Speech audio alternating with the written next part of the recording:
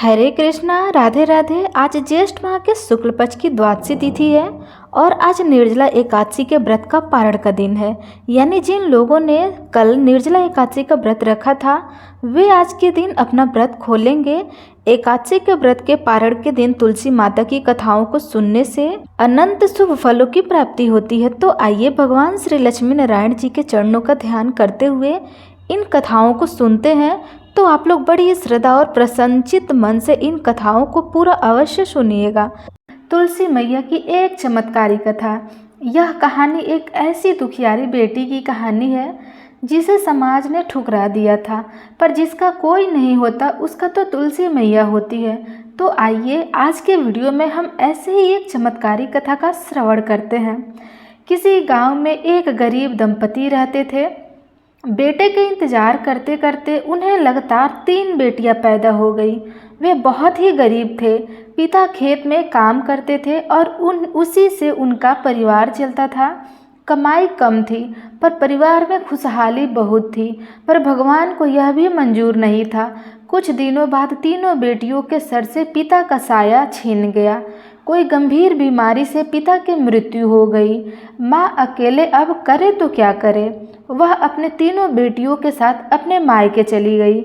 मायके में नाना के छत्र छाया में उनका पालन पोषण होने लगा। बड़ी बेटी बड़ी हो गई और संस्कारी हुई। माँ के संस्कारों का उस पर काफ़ी प्रभाव पड़ा। वह अपने माँ के घर के कामों में हाथ बढ़ाती थी और रोज़ सुबह सूरज उठने से पहले उठ जाती और अपने माँ के साथ घर का सारा काम करती थी। गोबर से आंगन लिपती। आंगन में बहुत ही सुंदर तुलसी का मंदिर था। प्रतिदिन नहा धोकर वह और उसकी माँ तुलसी माता की पूजा करते, उसे जल से सींचते। घर में गाय भी थी, गाय को चारा खिलाती। यह सब करके उसका सारा दिन गुजर जाता था। कुछ दिनों बाद तीनों बेटियों की दाखिला एक अच्छे से स्कूल में कर दी गई। कुछ दिन तो ठीक ही रहा, पर नाना के देहांत के बाद आर्थिक तंगी के कारण बड़ी बेटी को अपनी पढ़ाई बीच में ही छोड़नी पड़ी। दोनों छोटी बहनें अपनी पढ़ाई जारी रखी, पर ये दोनों छोटी बेटियां अपने पढ़ाई जारी रखी। अब नाना के देहांत होने के बाद माँ और उसके बड़ी बेटी अपने मामाओं और घर के ध्यान रखती। साथ ही दोनों बेटी बहनों की पढ़ाई ना रुके इसके लिए वह मजदूरी भी करने लगी। देखते ही देखते तीनों बेटियां बड़ी हो गई। बड़ी बेटी तो पढ़ी लिखी नहीं थी, इसके कारण उसके लिए अच्छा लड़का और घर नहीं मिल रहा था।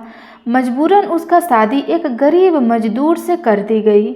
छोटी बेटियां तो पढ़ी लिखी थी और उन्होंने स्वयं ही अपने लिए पढ़ा लिखा और होनहार और सरकारी नौकरी वाले लड़का ढूंढ रखी थी।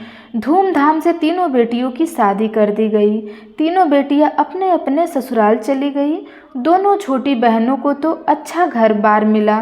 बड़ी ही ठाट बाट से उनका जीवन व्यतीत होने लगा, पर बड़ी बेटी की जिंदगी बड़े ही कष्ट से बीतने लगी। उसका पति शराबी और निकम्मा निकला। कुछ काम धाम तो करता नहीं था, घर पर आकर पत्नी से झगड़ा करता, जोर जबरदस्ती करता। वहीं उसका दिनचर्या बन गया था। बड़ी बेटी फिर भी अपनी जिंदगी से नाराज नहीं हुई। उसका ईश्वर पर एक तुलसी मैया पर ही आस्था थी। उसे विश्वास था कि उसे भी खुशी के दिन आएंगे। कुछ दिनों के बाद तीनों बेटियों की एक एक करके बेटा पैदा हुए। तीनों बेटियां बहुत खुश थी। बड़ी बेटी भी इस आशा में खुश थी कि शायद बेटा होने के बाद उसके पति में कुछ बदलाव हो सकेगा, लेकिन बेटा होने के बाद भी कुछ बदलाव नहीं हुआ। वह और ज़्यादा करके शराब पीने लगा। कुछ ही दिनों बाद अत्यधिक शराब पीने के कारण उसका पति स्वर्ग सिधार गया। बड़ी बेटी अब करे तो क्या करे। अपने बेटे के साथ वह अपने माँ के पास आ गई। विधवा बेटी को देखकर माँ को बहुत दुख हुआ, पर उसके मामा का रवैया उसके प्रति अच्छा नहीं रहा। वह दिन भर उसको ताना मारते थे। उसके और उसकी छोटी बहन के बीच में तुलना करते रहते थे। एक बड़ी बेटी को नीचा दिखाते रहते थे और कहते थे कि सीखो अपने छोटी बहनों से, कुछ तो सीखो, मुंह उठाकर चली आई हो। मेरी छाती पर लेटने और उसे मनहूस बोलकर बुलाते रहते थे। ना कि उसे प्यार करते और ना ही उसके बेटे को भी माँ बेचारी करती तो क्या करती। वह तो खुद ही अपने भैया के सर का पर बोझ बनी हुई थी। उन दोनों के ऊपर अत्याचार बढ़ गया था। यहाँ तक कि खाने को भी ठीक से नहीं दिया जा रहा था। माँ छिपा छिपा कर खाना लाती थी उनके लिए, लेकिन एक ही दिन यह सब करते हुए उसके भाई ने उसे देख लिया। उस दिन बहुत ही झगड़ा हुआ। बड़ी बेटी बहुत ही स्वाभिमानी थी। वह अपने बेटे को लेकर घर से निकल गई। किसी शहर में जाकर वह किसी होटल में खाना बनाने और बर्तन धुलने का काम करने लगी। ऐसे ही दिन बीतता गया। उसके बेटे अब स्कूल जाने लगे। छोटी बहनों के बेटे तो इंग्लिश मीडियम स्कूल में पढ़ रहे थे, पर बड़ी बहन के बेटे तो सरकारी स्कूल में पढ़ता। सरकारी स्कूल में पढ़ने के बावजूद वह हर सब्जेक्ट में अच्छा नंबर लाता था, क्लास में फर्स्ट होता था। होटल में काम करके कुछ पैसा इकट्ठा करके बड़ी बेटी अपने लिए एक घर भी बना ली। घर में तुलसी मैया का एक सुंदर सा मंदिर भी बनवाई। माँ बेटा दोनों ही तुलसी मैया की पूजा किया करते थे। तुलसी मैया की कृपा से उनकी ज़िंदगी खुशहाली से बीतने लगी। बोर्ड के एग्ज़ाम में तो बड़ी बेटी के बेटा राज्य में टॉप किया। नंबर अच्छा होने के कारण वह आगे की पढ़ाई के लिए विदेश चला गया। पढ़ाई का सारा खर्चा तुलसी मैया की कृपा से सरकार ने उठाया। कुछ वर्षों बाद अपना देश लौट आया और अपने माँ के नाम से बहुत बड़ा कंपनी खोला। बेटा अपने ईमानदार मेहनत और बुद्धि से कंपनी को ऊंचाई की ओर ले गया। दोनों छोटी बहनों के बेटे इसी कंपनी में नौकरी करने लगे। उसे पता नहीं था कि कंपनी का मालिक उसका भाई है, और मालिक को भी पता नहीं था कि वे उनके ही अपने मौसी के लड़के हैं। ऐसे ही दिन चलता रहा। माँ अब होटल में काम करने जाना बंद कर दी, क्योंकि अब वह उस होटल का मालकिन हो गई थी, क्योंकि उस होटल को उसके बेटे ने खरीद लिया था। दिन बहुत खुशहाली से बीतने लगा। एक दिन माँ को अपने माँ से मिलने की इच्छा हुई। वह अपने माँ से मिलने की बात अपने बेटे को बताई। बेटा ने कहा कि माँ, मुझे कोई ज़रूरी काम है, विदेश जाना पड़ेगा। 2 दिन बाद मैं वापस आऊँगा और मैं तुम्हें लेकर जाऊँगा। ड्राइवर को कह देता हूँ कि वह आपको मामा के घर छोड़ आए। बड़ी बेटी बड़ी ही खुशी मन से माँ से मिलने की और बहनों से मिलने की आस लेकर निकल पड़ी। इतने वर्षों के बाद वह अपने बहनों से मिलने गई, यह सोचकर कि वह अंदर ही अंदर मुस्कुरा रही थी। वह सोच रही थी कि उसके बहनें भी उससे मिलने के लिए उसके ही तड़प रही होंगी। वह शहर से गांव की तरफ बढ़ी। गांव आने के बाद वह ड्राइवर को वापस जाने के लिए कह दी और पैदल ही आगे बढ़ी। उसने सबके लिए कुछ न कुछ गिफ्ट लिया, क्योंकि इतने दिनों के बाद वह अपने से मिलने खाली हाथ कैसे जाएगी। वह अपने घर के दरवाजे के सामने खड़ी होकर माँ को पुकारने लगी। माँ दौड़ी बाहर आई और बेटी को गले से लगा लिया, पर मामा को उसका आना अच्छा नहीं लगा। उसने वही मनहूस बोल बोल कर उसको परेशान करने लगा। मामा कहने लगा कि चली आई मनहूस मेरा दिन बिगाड़ने के लिए, मेरे छाती पर मूंग दलने के लिए। इस बेशर्म को शर्म नहीं आती, पैदल की बेकार सी चली आई है। तुम्हारा निकम्मा बेटा कहाँ है, जिसे जरा सा भी शर्म होती तो तुम्हें भेजा नहीं होता। तुम्हारी छोटी बहनों के बेटे को देखो, वह एक बड़ा सा कंपनी में काम करते हैं। तुम्हारा बेटा क्या करता है? बड़ी बेटी कुछ बोलती है कि उसकी दोनों बहनें अपने और अपने बेटे के साथ वहां पर आ गई। बड़ी बेटी उन्हें देखकर बहुत खुश हुई, उन्हें गले लगाकर चाहा, पर छोटी बहन ने मना कर दिया। वे दोनों अपने बेटे के नाम के फूल बांधने लगे।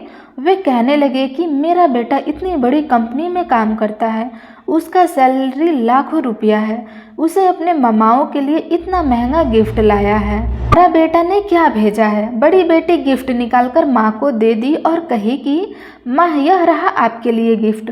माँ ने खुशी खुशी गिफ्ट ले ली, क्योंकि माँ को महंगा या सस्ता गिफ्ट से कोई मतलब नहीं था। उसके लिए तीनों बेटियों की खुशी मायने रखती थी।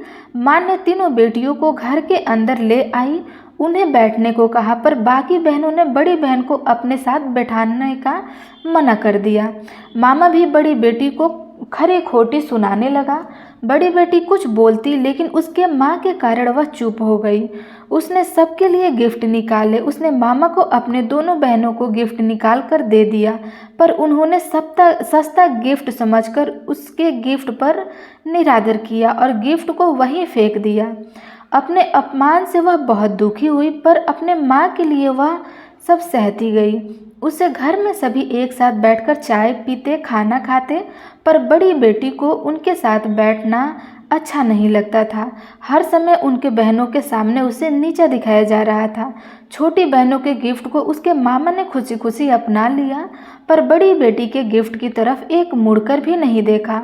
बड़ी बेटी और उसके बेटे को वे लोग मनहूस कहते, निकम्मा कहते, भिखारी कहते। सारी बातें सुनकर बड़ी बेटी को बहुत दुख हुआ। वह कहती है कि उसका बेटा एक बड़ा कंपनी का मालिक है, पर उसके बात को कोई नहीं मानता था। वे सोचते थे कि वो झूठ बोल रही है। ऐसे ही 2 दिन बीत गए। बड़ी बेटी का बेटा विदेश से लौट आया और बड़ी ही आलीशान गाड़ी में माँ को वापस लाने के लिए गांव की तरफ चल पड़ा।